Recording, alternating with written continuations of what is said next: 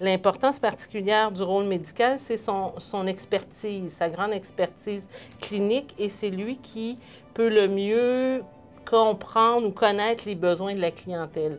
Le rôle des autres intervenants, c'est de compléter, mais le rôle médical, moi, je le vois très primordial et ça a aidé beaucoup au niveau de notre appel d'offres. L'hôpital Charlemagne a formé un comité conjoint avec 2 orthopédistes.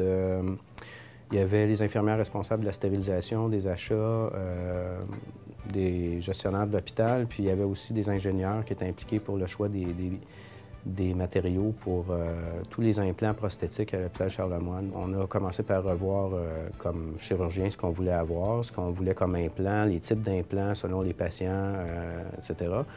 Les gens de la stérilisation, eux, voulaient savoir si c'était du matériel qui était facilement entretenable, stérilisable, entreposable. Et avec les ingénieurs, on a aussi revu quelle compagnie offrait le meilleur matériel. Donc, ça s'est fait de façon conjointe comme ça. Il y en a qui trouvaient qu'ils gagnaient beaucoup, il y en a qui trouvaient qu'ils perdaient, mais en moyenne, on essayait d'avoir les meilleurs implants pour tous nos patients, pour une gamme qui remplissait le mieux nos besoins. Ça a été plusieurs mois à discuter de ça en réunion de service. De cette façon-là, on a participé à la sélection.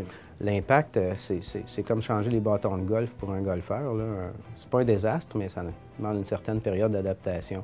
Donc, on ne veut pas refaire le processus à tout bout de champ. On s'est assuré qu'il y avait certaines clauses pour que ça dure longtemps. Bien, en fait, ce qui ressort de positif de ce choix-là, je pense que le plus important, c'est qu'au lieu de continuer à toujours faire un peu ce qu'on faisait par tradition, puis sans nécessairement se poser des questions, je pense qu'on a remis en question quelque chose qui durait depuis 20-25 ans. Ça, c'est un gain important, puis on a uniformisé ça à tout le département. Les résultats de la démarche ont été excellents. Ça nous a amené à un beau processus de qualité, une belle planification. Ça a amené nos chirurgiens à clarifier le choix. Et à ce moment-là, c'est plus facile d'avoir la participation de tous. On est allé chercher à peu près 160 000 d'économies par année.